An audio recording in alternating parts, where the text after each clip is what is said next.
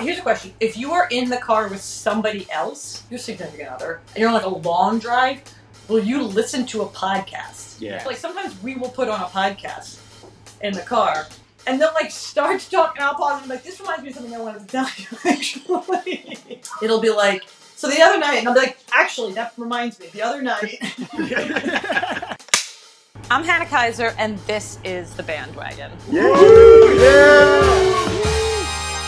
All right, we're going to start this episode with a little bit of housekeeping because people love when you do that. So this is going to be the last Bandwagon for an unspecified amount of time. Not too long. So next week is Major League Baseball's All-Star Game in Denver. I will be there. If you see me, you should totally say hi. And then pretty much right after that, I will be flying to Tokyo for the 2020, now in 2021, Olympic Games. And if you see me there, you don't, because you're not supposed to be there. So while I am there, we are going to try to do an Olympic bandwagon somehow with like not all of this gear and none of these lovely people. And I would love to bandwagon some Olympic teams, some Olympic sports, some Olympic foods. And if we can do that, you'll see it. And if we can't do that, you'll catch us again when we're back in baseball in mid-August. So this episode is going to be both our All-Star preview and our Olympic preview. And so this is, to kick it off, our third annual Bandwagon All-Stars. Yes. And just like we did in the past 2 years, we don't have time to talk about 18 players and subs and all that, and so you're just going to get a single unified team from both leagues. We're only doing 10 players, actually 9 players. That's a spoiler. Who gets snubbed? Let's get to it. We're going to start at catcher with Buster Posey. Yeah. Bandwagon All-Stars are awarded irrespective of actual All-Star accolades, but it is one of the coolest stories in the sport that a 34-year-old catcher over a decade removed from winning Rookie of the Year and kicking off a dynasty that's long since gone dormant is the actual starting catcher for the NL All-Stars. Buster Posey isn't just the heart, soul, and primary source of institutional wisdom on a Giants team that's defied expectations so far this season. He's also one of their more statistically valuable players. So far this summer, his offensive stats are pretty much right in line with what he did in his MVP-winning 2012 season, which is really just proof positive that, like Posey did by opting out, we all should have just taken a break last year and not bothered to work through a literal pandemic. First base, Vladimir Guerrero Jr., the best pure power hitter in the game right now, is living out some sort of preordained destiny with his first official All-Star appearance after spending his formative years looking entirely too cool for the whole spectacle. He's there with his dad. Seriously, I hope little Vlad rolls up to the red carpet in Denver wearing Jinko-style jeans and a pastel polo so big it could double as a nightgown. This incredible throwback and the public validation posted by Vlad Sr. is a rare argument for why it might actually be okay for your parents to be on social media. And plus, that photo, look at him on this field, just goes to show that it is possible to make league-wide All-Star uniforms that look really cool.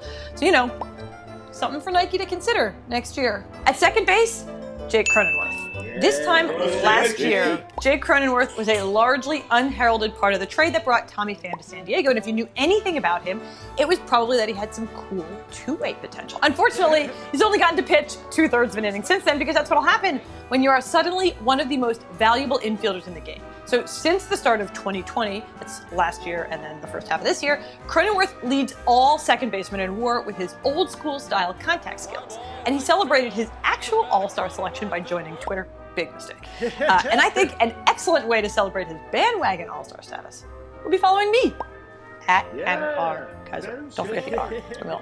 Third base, Kris Bryant. So tampering is technically against the rules in baseball. But if your team's representative to the Midsummer Classic isn't, I don't know, talking up the steakhouse scene in their home city or whatever it takes to woo the third baseman with a heart of gold and the eyes of a husky, are they even really trying? No. At shortstop, who else? Fernando Tatis Jr. Yes. It doesn't seem possible that the face of baseball is playing in his first ever All-Star game this year, but it also doesn't seem possible that a dude with a dislocated shoulder could lead the NL in home runs, including 3 from a single night.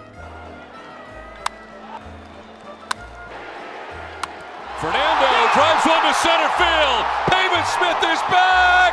Third home run of the night for Fernando. You're watching a baseball show right now, so I assume you are aware of the living legend that is Tatis. And so instead, I'm going to try to teach you something about Tatis that even Tatis himself doesn't know, namely his favorite animal.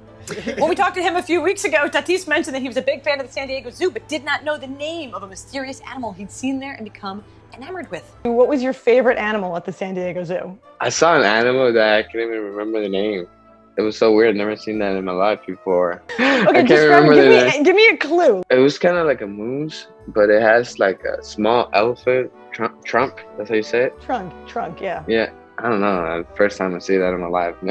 He described it as a moose with a trunk, and I don't know. And after a careful combing of the San Diego Zoo website, I think he's talking about this Star Wars-looking Saega.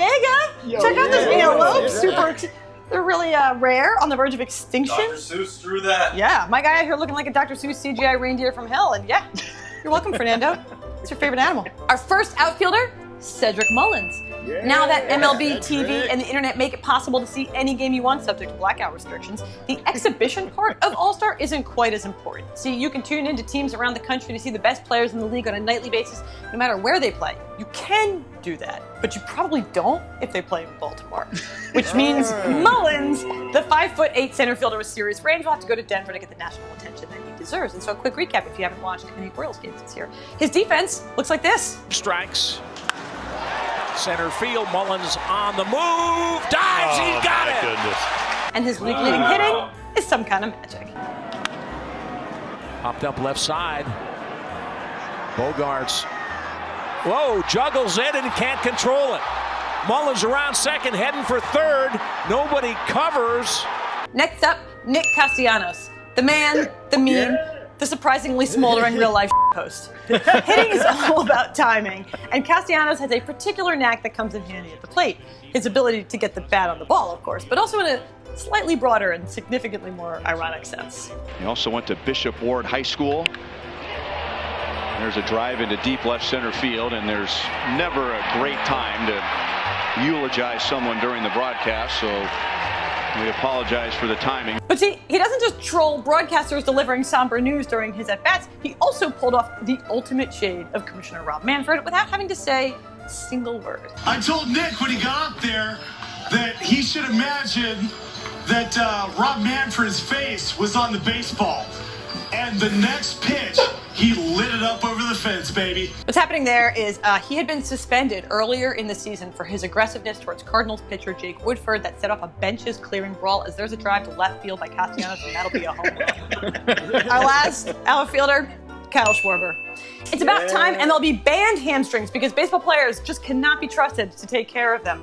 And Schwarber's own hamstring injury will actually keep him out of playing in Denver, but he will still be there to put a bow on a span of 8 months in which he went from being non-tendered by the Cubs to having the kind of month that can only be compared to peak PED era Barry Bonds and Sammy Sosa.